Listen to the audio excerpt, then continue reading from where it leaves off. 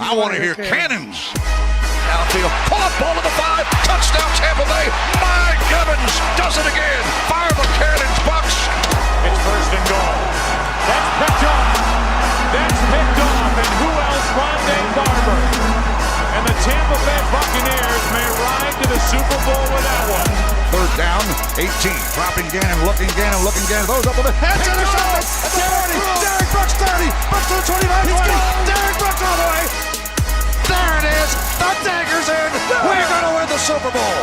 And then the cannons come. Fire them. Keep on firing them. Keep on firing them.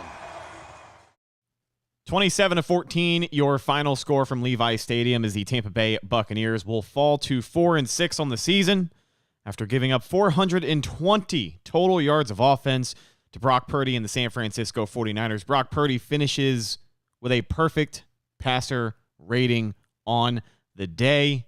Another frustrating loss on the season for the Bucs, and I don't even know where to begin. But welcome back. I'm your host, Rhett Matthew, joined alongside me, my good buddy and co-host from BucsNation.com, Evan Wanish, and we are going to do our best to recap what we just witnessed in Week 11 as the Bucs fall on the road. Another frustrating loss in a game that, for a while, felt like it was closer than it had any right to be.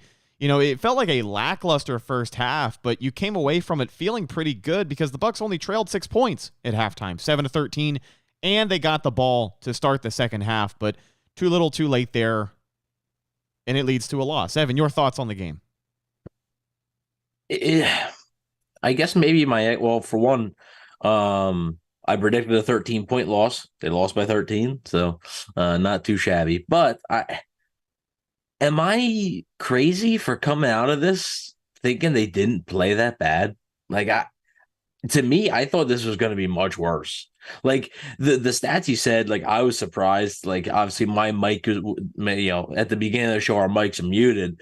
So when you said that they had how many yards of offense? 420 San Francisco. Yeah, when you said that, I said obviously nobody could hear it, but I was like, wow. I was like, it didn't really feel that way, honestly. And obviously, a 98 yard drive for the 3 plays will definitely skew those numbers a bit, but I don't know. I come away from it, obviously, because we all expect a loss, right? I think even the most optimistic Bucs fans probably figured this wasn't going to be a game the Buccaneers were going to win. Like it probably wasn't going to be. The talent was too much of a mismatch. You're headed to the West Coast on the road.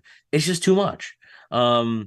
To me, they played better this year than they did last year. Like last year, they were outclassed, like in every way imaginable. This year, there was a shot, and some of it was San Francisco keeping them in the game. San Francisco struggled with some penalties and stuff, and and everything like that. But there was a shot. They had a chance to win. Like they had a chance to make things really interesting, and just unfortunately, too many missed opportunities against a good team. And when you do that against a good team, you're not ever going to win. So I mean, Kate Otten with the ball in the end zone drops it. Next play's a pick. I mean, that should be a touchdown right there. So you're just not gonna win in this league with that many against anybody, but especially against top 3 team in the NFC. That's not gonna fly. So now they're 4-6, and basically, I think their season is on the line next week in Indy. And the thing I come out of this game worrying about is, and we'll get into this, but I'm sure you were going to mention it, Levante David, Carlton Davis, and Jamel Dean. They all left this football game.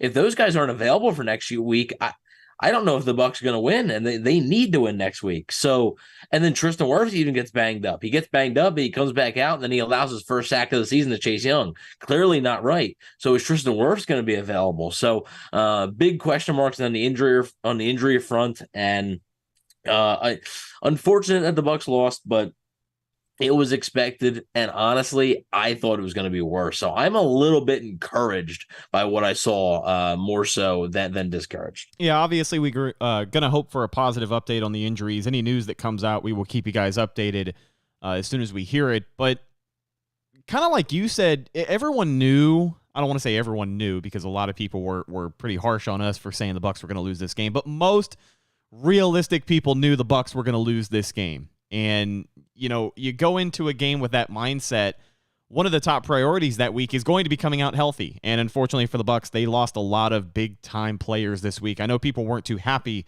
with Carlton Davis before he went down and left that game. Jamel Dean either, but regardless, those are the top 2 paid corners on this team.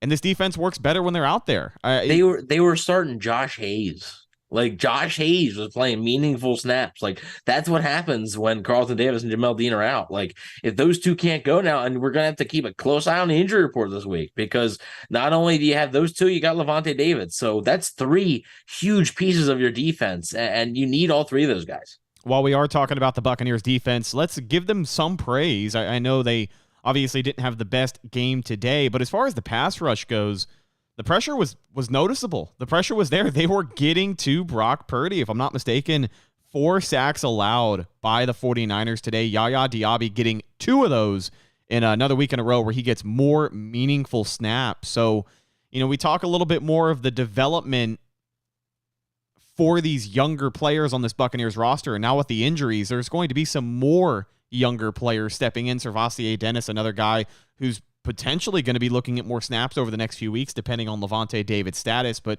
Kalijah Cansey was in there today up in the mix, and obviously Yaya Diaby, another week in a row, getting to the quarterback. What do you think of the pass rush today? Yeah, I thought it was okay. Well, I mean, one of the sacks was Purdy stepping up in the pocket and just sort of going down. With the first Yaya Diaby sack, he was uncovered.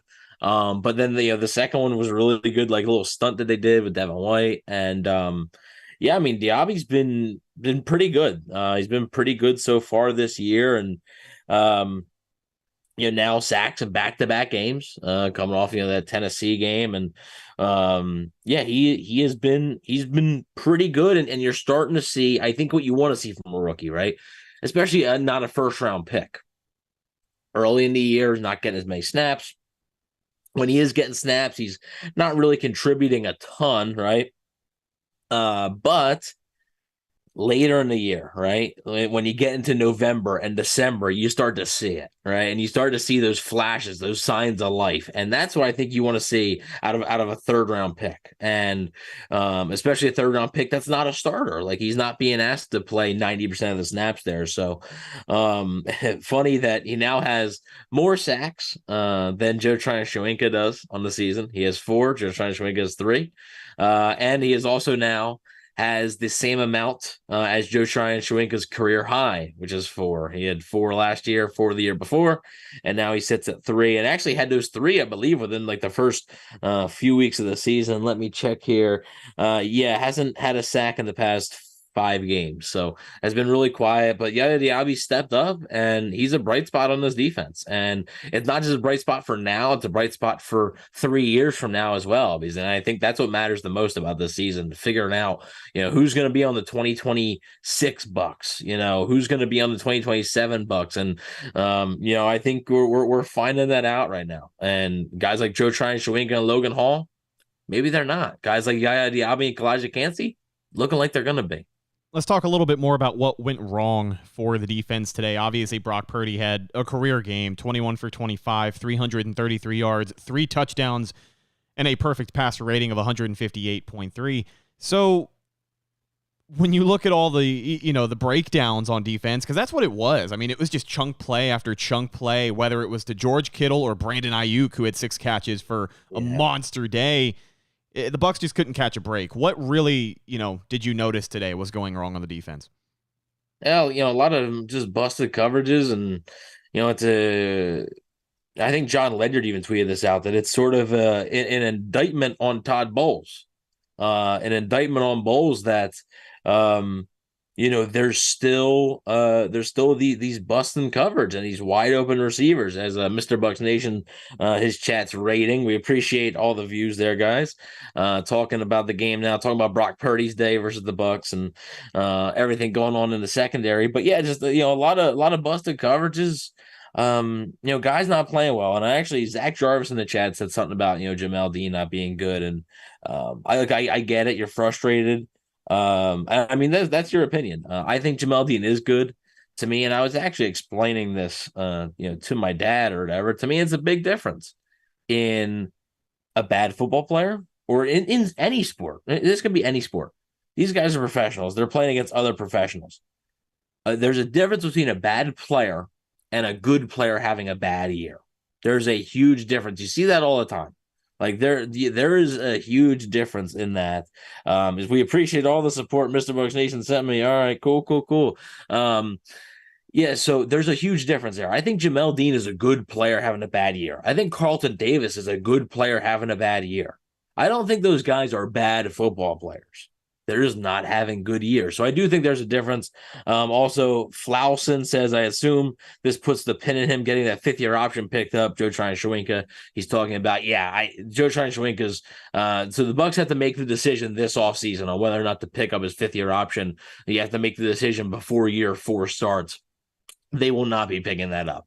They will not be picking up the fifth-year option on Joe Tryon-Shawinka. So, I just think, there's just too many busts in coverage. And look, I'm not in the room, right? I'm not in that defensive backs room. I don't know what the play call is. I don't know what it's supposed to look like. But clearly, Deebo Samuel isn't supposed to be running, run wide open with no Buck 20 yards near him. So clearly something is messed up there. And, once Jamel Dean and Carlton Davis go down, you're throwing in more inexperienced players, and busts like that could happen at times. It's just soft. It was soft defense all game long today, I thought. We do talk about the positivity in the pass rush, but it wasn't enough. It wasn't enough to get the job done. A measure of success for this defense this week, or at least this entire Bucs team, was going to be how they not only handled Brock Purdy in this passing attack, all the weapons they have, but Christian McCaffrey, arguably, the best weapon for any team in the NFL. He had another monster day today, 21 carries for 76 yards, which is lower than what his average is, but he still managed to get over 100 yards from scrimmage on the day with 5 catches for 25 yards, and one of those being a receiving touchdown, which put San Francisco out in front early in this game. If it wasn't McCaffrey, it was everybody else. Brandon Ayuk, we talked about it with our buddy Tommy on Friday's pregame show. He said one of the underrated options that not a lot of people are talking about in this offense is Brandon Ayuk, and that's exactly what San Francisco has. If Christian McCaffrey isn't going to be the guy to break out, it's going to be George Kittle. If it's not going to be George Kittle, it's going to be Deebo Samuel. If it's not going to be Deebo Samuel, apparently it's going to be Brandon Ayuk. 5 catches for 156 yards and a touchdown for him, including the biggest touchdown play of the NFL season by any player. Just another statistic that is on brand for this Tampa Bay Buccaneers offense. Seems like they are giving up history week in and week out, making it look easy for a lot of these teams. But they didn't do anything to stop anything San Fran had today. They really didn't. Again, competitive in that first half. I will give them that. But in my opinion, deceptively competitive. San Francisco was incredibly frustrated with where they were offensively at the end of this game. They were frustrated that Christian McCaffrey couldn't pick up the 1 yard on 4th and 1, and the Bucs still had another shot at the end zone. So, we can say whatever we want, but Brandon Ayuk has 5 catches for $156. George Kittle has 8 catches for 89 yards. Deebo Samuel has 3 catches for 63 yards. Like, they hit everybody today, and the Bucs didn't do a damn thing about it. Yeah, and again, that's another thing when you're looking at bowls, and it's a negative, right? And when the Glazers are looking at that, and Jason Light's evaluating that at the end of the season, should the Bucs miss the playoffs? Obviously, if they make the playoffs, there's not going to be, unfortunately, some fans may want Bowles still fired, but that's not going to happen if they make the playoffs. But if they miss the playoffs, you're going to be evaluating everything, and that's something that they might evaluate. Like, Todd Bowles is supposed to be this defensive guy, right? He was their defensive coordinator. He was a really good defensive coordinator. They made him one of the highest paid DCs in the league. And his defense is supposed to be the thing that's reliable, right? You're supposed to rely on this defense. And at times this season, you haven't been able to. And I understand that they are playing a lot of younger players. They got, like, Christian Izien is basically their nickel. He was an undrafted free agent. Like, they got D. Delaney as their other starting safety. Like, I get it. But at the same time, like, the bust in coverage and stuff should not, should not be happening at this stage, especially not with these amount of veterans that have been in the same system. Sometimes you're going to get beat. That's going to happen. But at the same time, though, the wide open receivers and just the easiness, I guess you could say, that the Buccaneers defense allows things to be. I mean, the 49ers got 3 points at the end of the half there. It would have been massive if the Bucs could have just held them there, but the 49ers get a quick drive to get down and score some points before the half. That's some small things like that matter. Those things do matter. So they ended up going eight plays, 61 yards in a minute and 32 seconds. They went from the San Francisco 29 to the Tampa Bay 10. That's something on defense you can't have. And too often the Bucs defense has done that this year. It's been just such a bad habit. Last week against Tennessee, obviously they were able to shut down Will Levis, a rookie QB, and the rest of that offensive unit. But every single team seems like they just start getting more and more momentum because, we've talked before about the identity of this defense. When they play well, they are a bend but don't break kind of defense, right? Because you can give up a lot of yards. If you're playing an offense that has weapons, those guys are going to get theirs, but you have to clamp down when it matters, and that's in the red zone. And they haven't been able to do that. So when you can't do that, plus you're giving up the amount of yardage that you've been giving up, averaging basically 100 yards given up per quarter now, it's not a good look. It is soft, and unfortunately that's the identity they have for me after this week. But also wishing the best for the injuries, and if we get anything on Levante David, Jamel Dean, or Carlton Davis, we will obviously keep you guys updated. So let's talk about the other side of the football here, because that wasn't perfect either, and we will start with the quarterback. Baker Mayfield, 29 for 45, 246 yards, 1 touchdown, 1 interception, 1 fumble lost. This might be a hot take. It might be a cold take in a couple of weeks. I can tell you one thing, people aren't going to like it very much. I didn't think Baker was that bad today. I thought he was pretty all right for 80% of the game. Yeah, I thought he was fine. Yeah, I mean the fumble can't happen in that spot. Yeah, trying to do too much. Yeah, just that's exactly what I was gonna say. Yeah, just trying to do too much. Fumble can't happen in that spot. Interception was just bad luck. Like I said, play it for that should have been 6. I don't think he was bad. Again, though, the thing with Baker, and we're gonna talk about, and Brutal as Bucs did mention this. It is true. Like the 49ers dropped probably like 2 picks or 3 picks. They did. So it was like, but I didn't. Look, we're not saying he played great. Like neither one of us are saying, oh, Baker Mayfield was actually really good today, and everybody else sucked. We're not saying that. But like he was fine. And better than I think he played better in this game than he did versus Philly. And versus Detroit. Let me tell you the main reason I'm not coming down harder on him. 1, the missed opportunities. We just talked about K. Donton dropping that touchdown in the end zone. If he hangs on to that football, we're not even having a discussion. I mean, maybe we are because the Bucs probably still lose, but they're even closer to having a chance to win this game, right? You make it a 20-27 game at that point, I think, if he hangs on and they're able to kick the PAT. Well, yeah, it would have been 27-21 if they kicked the extra point. 27-21, my mistake. So,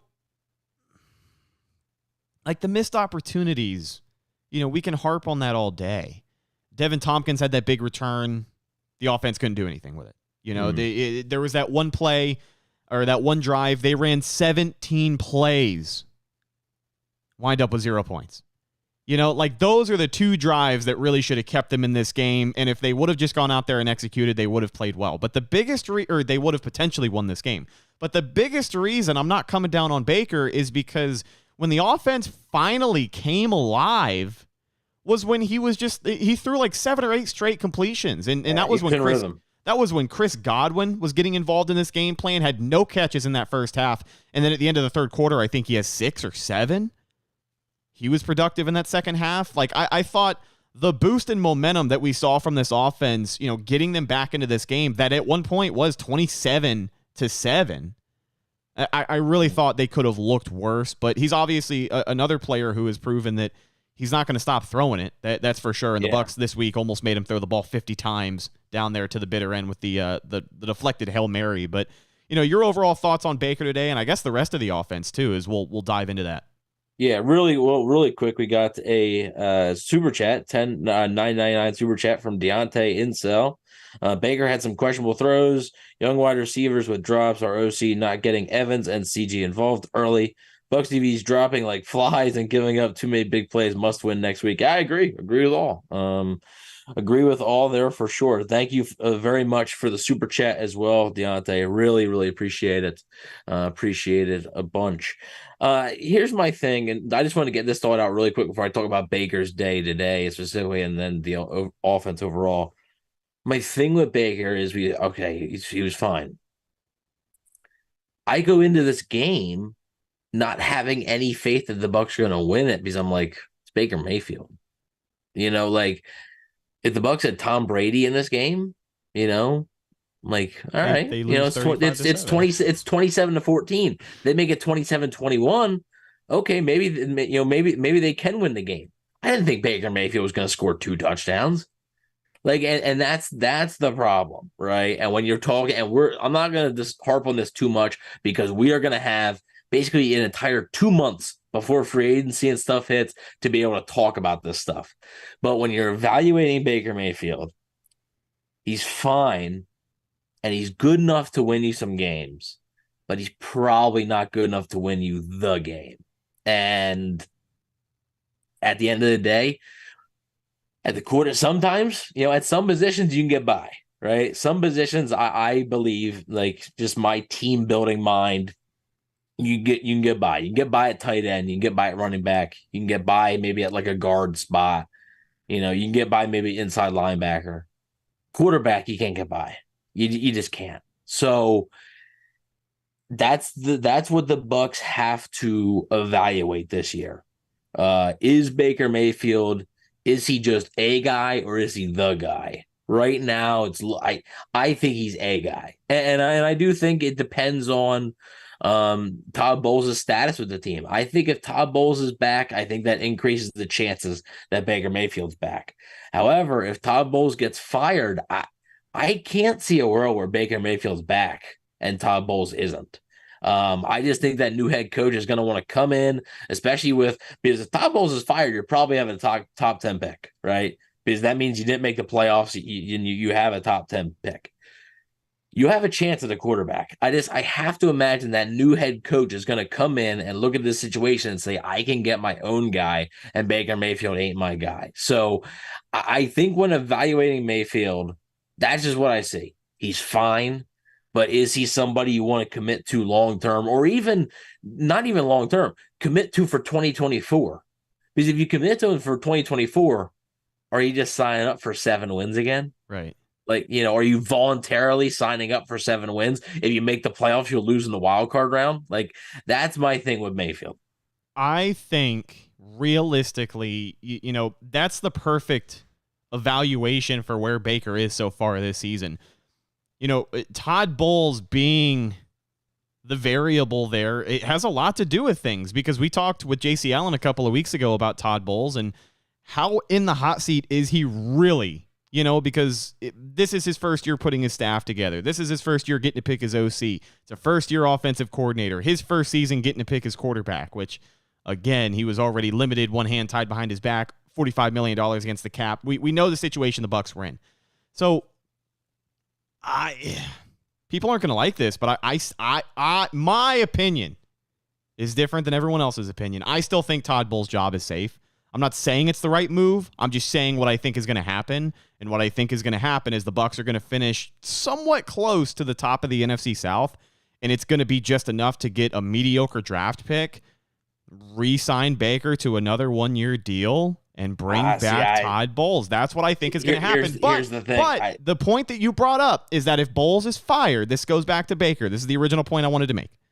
If Bowles is fired, then I definitely think there isn't anyone on that front office who is looking at Baker and they're ready to bring him back. I definitely don't think that's the case. But you build consistency with this offense, and if Todd Bowles is back for another year and Dave Canales is back for another year, then my gut says Baker Mayfield is going to be back for another year. I think he's going to have to play like absolute garbage the second half of the season for them to bring this staff back and then have to reevaluate the quarterback position all over again, because they're not going to get a draft pick that's going to be enough to draft a QB worth a damn, unless maybe you get lucky with Michael Penix, who everyone now is saying is going to be a day 2 pick, but I don't know. I don't know. No. Here's the thing, though. If you don't make the playoffs, it's going to be just like last year with the NFC South. If one team makes the playoffs, the other teams get like top 12 picks. So the Bucs are going to be picking fairly high if they don't make the playoffs. That's just how it's going to be. A few things, though. One, I don't think Baker Mayfield's going to accept another 1-year deal. Just don't think that's going to happen.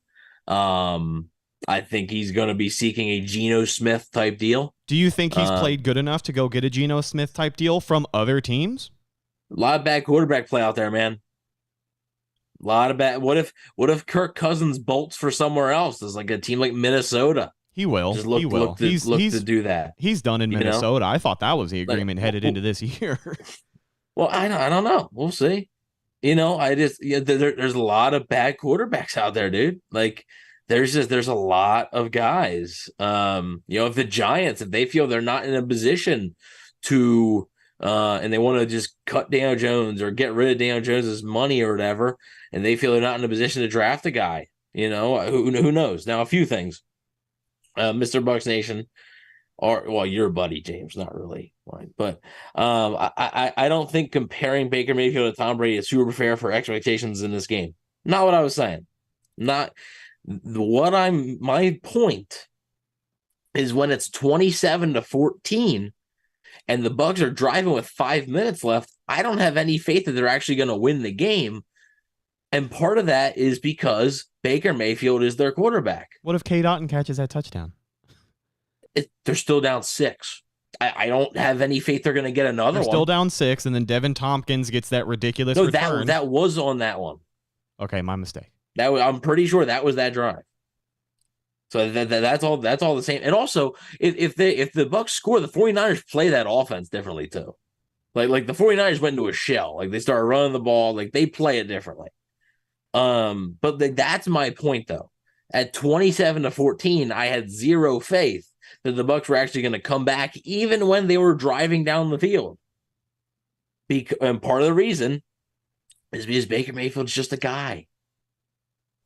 He's just a dude, and like you can find those guys, you can. And I don't think he is the worst option in the world. And out of the quarterback options that the Buccaneers had for themselves this past offseason, yeah, Baker Mayfield probably was the best one. And I said that. I said I would sign Baker Mayfield, and I stand by that. I think it was the right decision. I'm not saying that, but I just think that right now, he's just a guy. Why do I want to commit any sort of long-term money that I think it's going to take? I don't think he's going to, if he accepts another 1-year deal, fine, come back. But I can't see him accepting another 1-year deal. And if he does accept a 1-year deal, it's going to be a heck of a lot more than $4 million. So it's going to be eaten into your cap space. I don't know if I want to commit more money or more term to a guy that when they're down 13 with 5 minutes left, I'm like, yeah, the game's done. Even when they're driving. I don't know. And I don't know if the Bucs do either.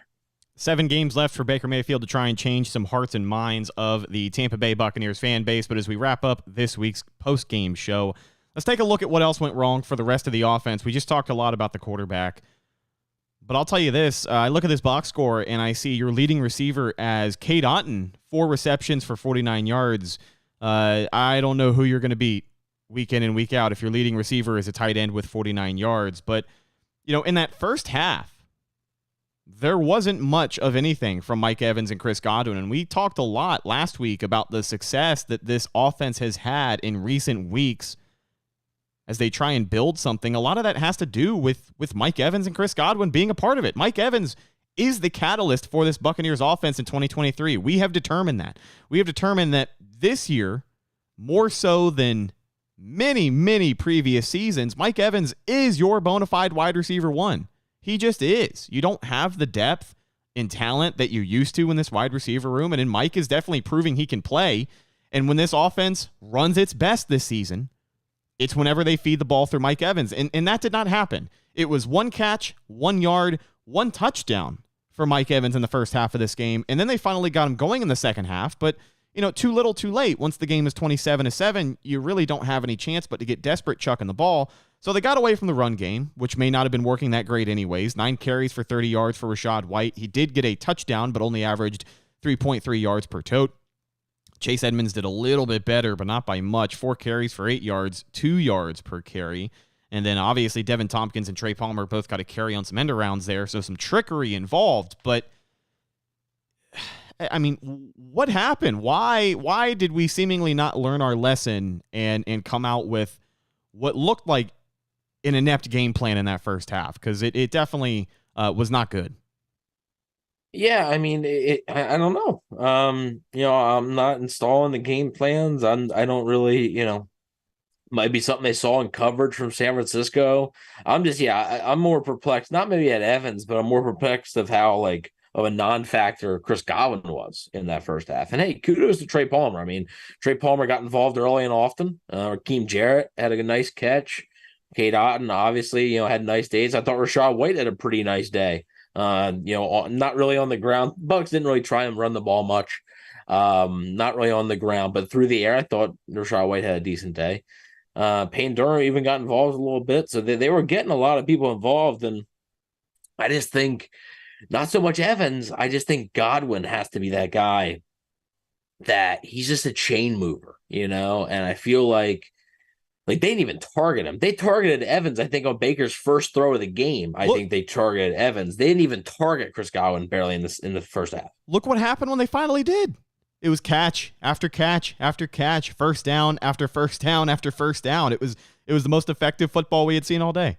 Right. And it's, I don't know exactly. I thought, their screen game was working a little bit. The quick passes, especially, it was nice they were able to get in, second and third and short, be able to, create some advantages there. But it's because they started to throw the ball on first down more. That's, when you throw the ball on first down more, you're going to be able to get into second and short, third and short situations and pick up first downs that way. So, I don't know exactly what the game plan was. Yeah, obviously it wasn't great in the first half. Second half, they made some adjustments. Unfortunately, the second half was sort of where the defense started to fall apart a little bit. And then it sort of got out of hand as Deontay has another super chat, $5 one this time. Let's go. I'm praying. Thank you very much. I'm praying they aren't giving Evans as many targets because of incentives and because of his contract dispute with the team. No, that doesn't matter. I mean, Baker Mayfield decides where the ball goes ultimately, and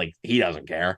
That's not his money. So yeah, any contract negotiations, basically any type of drama whatsoever between a player and the franchise has next to nothing as far as to do with affecting what's happening on the field. You know what I mean? The team itself, even the coaching staff, that's the front office. That's Jason Light's worry. That's not Todd Bowles' worry. Jason Light's sitting there man, he's going to cost an extra $3 million now. Todd Bowles doesn't care. Todd Bowles is trying to keep his job. That's how he's trying to go about it. So if somebody came up appreciate the super chat though, Deontay, really do. Yeah, appreciate the support, buddy. But if somebody came up to Dave Canales or whoever was designing the offensive game plan that week and said, "Hey, we couldn't get a contract done with Mike. Could you maybe cut his targets this week?" That person would be fired. They would be escorted out of the building and they would never be seen from again. So definitely not the case and not something you have to worry about. And that's that's kind of what the freaking Dolphins got in trouble for. Stephen Ross, allegedly, paying whatever, incentivizing coaches to lose football games, right? Deontay also said, I mentioned it because it happened to AB. Oh boy. Oh, well, I think we've gone over the Antonio Brown stuff enough. I don't think that was the case. Tom Brady targeted him 16 times in that one Carolina game, and he targeted him 7 times in the first half of that Jets game. So clearly it wasn't a target thing. In 2020, at the end of the season, I remember people being angry because I think Chris Godwin could have gotten to 1,000 yards, but instead the Bucs force-fed the ball to Antonio Brown, so he would reach, I believe, 2 incentives on his contract. So it wasn't an issue in 2020. I doubt it would be an issue in 2021. I don't know. I think Antonio Brown has a pretty good track record of being a reliable source, but, it is what it is. Yeah. To each their own. Each their own. So final thoughts here as we wrap up this week's post-game show, headed into the week. It's a loss Thanksgiving week. Thanksgiving week. Hopefully you can gather with your loved ones and have some delicious food here on Thursday. You're going to be watching football all day long. That I cannot wait for. But as far as the Bucs, sitting at 4-6, still obviously in the NFC South with a couple of division games ahead of us here. But like it's a loss that we expected. So you just have to eat it and move on and live with it because it is what it is. The Bucs are a 4-6 football team, but you look ahead next week to Indianapolis, and just like you said at the start of the show, that game looks more dire than ever. But I will be honest, based off of how they played against Tennessee last week, and even, I hate to say silver lining because we don't do a lot of moral victories anymore on the podcast, but, they did compete in this game. They did show signs of life. With a team that is much better than them. Yes, much, much better. I would say that, when you look at the three biggest threats they have played this season, being San Francisco, Detroit, and Philadelphia, today was their best performance of all three of those games. Oh, yeah, for sure. If you can be a somewhat competent football team next week, I think the Colts are definitely a beatable football team for the Bucs to get back on track. They're 5-5. They're beatable, right? You're on the road. Colts are coming off a bye week. We have plenty of time to talk about this next game. The tough thing is I can't base it right now because I don't know what that injury report looks like. That's so massive to me. You don't have Levante David, Carlton Davis, Jamel Dean, maybe Tristan Wirfs.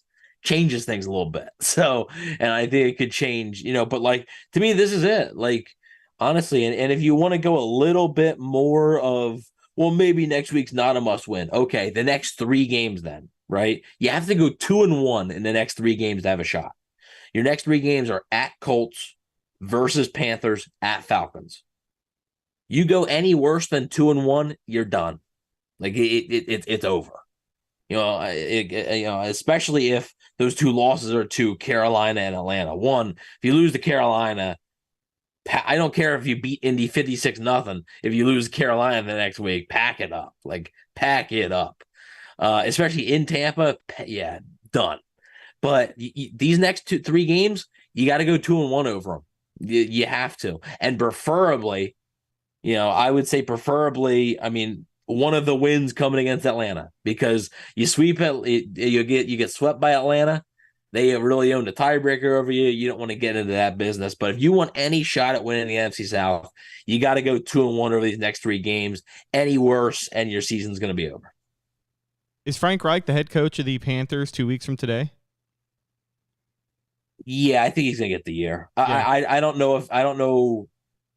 Maybe not week 18, but I think as far as 2 weeks from today, I think he'll be the guy. Frank Reich's a good coach. I just, like, you look at that wide receiver room in Carolina, you look at their offensive line, they got a rookie quarterback. I don't know, man. Like, it's almost like trading away your number 1 wide receiver to get a rookie quarterback, then not replacing that number 1 wide receiver with anybody actually good might hurt you. I don't know. But I sort of feel for Frank Reich. Yeah, but I think he's probably the guy there at that point. Week 1, 2024, I don't know, but for now, I think so. But like I said, and Buck Wild, no calls tonight. Probably do calls. Calls will be back next week, probably. No calls tonight, but we will see. I think this game against Indy is a must-win. Falcons and Saints play each other next week. And actually, I want to close off with this because I've been debating this and I want to get your thoughts. Would you rather have the Falcons or the Saints win that game? Because here's the thing. If the Saints win, right? If the Saints win, let's say the Saints win and the Bucs win. The Saints have 6 wins, Bucs have 5. But the Bucs have the tiebreaker over the Saints because they beat them once. The Falcons win and the Bucs win. If the Bucs lose, it really doesn't matter. If they lose to Indy, it doesn't matter who wins that game. If the Falcons win and the Bucs win, both have the same record, but Atlanta owns a tiebreaker with an important game coming up. Who would you rather have win that game, Atlanta or New Orleans? Truthfully, I'd rather have Atlanta win it. Yeah, that's what I was thinking. I think New Orleans is better. Just because I think New Orleans is better this time of year now, especially with Atlanta going back to Ritter at quarterback. Like, that's a big red flag as far as Heineke just not being the guy. But you have to sweep the Saints if they win that game to win the division. You have to just beat Atlanta once. You've already lost to them once. And I like the Bucs' chances better in this second game against Atlanta than I do for them to go out and sweep New Orleans. So I would say for that scenario, I would prefer Atlanta to come out on top, which I don't think and also, I think even if the Bucs lose to Indy, I think I'd still rather Atlanta. Yes, Atlanta would be up one game with the tiebreaker, but New Orleans would. But I don't know, because you have the tiebreaker against New Orleans. If the Bucs lose, my answer might change to New Orleans, because yes, New Orleans would have 6 wins while you have 4, but you have the tiebreaker. Yeah. Whereas Atlanta, they have 5 wins, you have 4, but Atlanta has the tiebreaker over you. So you're again, fighting from New even Orleans, further behind, basically. Yeah, sweeping New Orleans isn't going to be easy. Yeah. I don't know. That's a good debate. It's going to be interesting here to see how the NFC South shakes out. I think whatever team wins it, we've been saying it since the preseason, it's going to be an ugly representation in the playoffs for whoever wins the NFC. Whoever wins is going to be 9-8 or 8-9. So that's what it's going to be. We'll see if the Bucs can do some more positive things down the stretch. Gotta play some good games here in the coming weeks as they get more and more important every single week. And the door is not completely shut on the postseason, Bleav it or not, with a 4-6 record. Can't believe we're still saying that, but it isn't. And the Bucs still very much in control of their destiny. They have to play well, and they're going to be looking to improve next week against a Colts team that has not been good. So we will see what happens. But ladies and gentlemen, I Bleav that's just about going to do it for this week's post-game episode of the Cannon Fire podcast. No calls tonight, but we appreciate everybody hanging out with us in the live chat. Our buddy Buck Wild, Deontay with the super chats. We appreciate your support, and everybody who is watching from the Mr. Bucks Nation live stream. You guys are awesome. Subscribe to the channel for more great Tampa Bay Buccaneers content, and we'll be live multiple times a week talking Bucks. Looking forward to talking to you guys on Tuesday, the next time we see you. Follow the show on social media, Facebook, Instagram, and Twitter. All of those are Cannon Fire Podcast. Best place to go for updates on the show. And, of course, Tampa Bay Buccaneer news as it happens. Speaking of Bucks news as it happens, you can follow my co-host Evan on Instagram at Bucks_daily. You can also find him on Twitter at EvanNFL and check out his written work at BucksNation.com. What have you got on the slate this week? Probably going to be doing reactions this week, and then obviously another Q&A. So had our X Factor out, and I talked about it on the game preview show about how the X Factor was going to be Tristan Wirfs and Luke Gedeke. So that's out on the site now. If you want to read that, I don't know why you want to read that, because the game's done. But if you want to read that and just see why I thought them guys would be X Factors, stay tuned for my X Factor this week. I got to sort of get a feel for it. And again, it might matter on the injury report. Like, is the X Factor going to be a guy like Devin White? If Levante David don't play, it sure could be. So we'll have to wait and see. Looking forward to it. Last but not least, you can find myself, Instagram and Twitter /X at Rhettakus, RHETTAKUS. If you follow me, I will follow you back. But that's the show. We'll talk to you guys on Tuesday with some more from this week's loss as we look ahead to next week against the Colts. I'm your host, Rhett Matthew, signing off for my co-host, Evan Wanish. We'll talk to you in the next one. Until then, and as always, thank you for listening, and go Bucs.